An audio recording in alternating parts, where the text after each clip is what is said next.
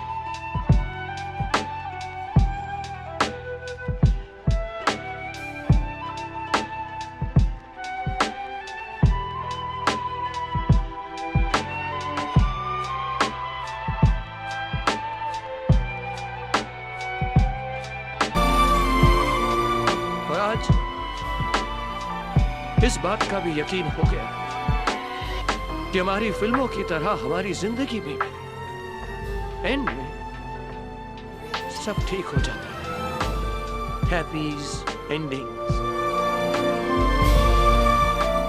और अगर ठीक ना हो तो वो दी एंड नहीं है दोस्तों। पिक्चर अभी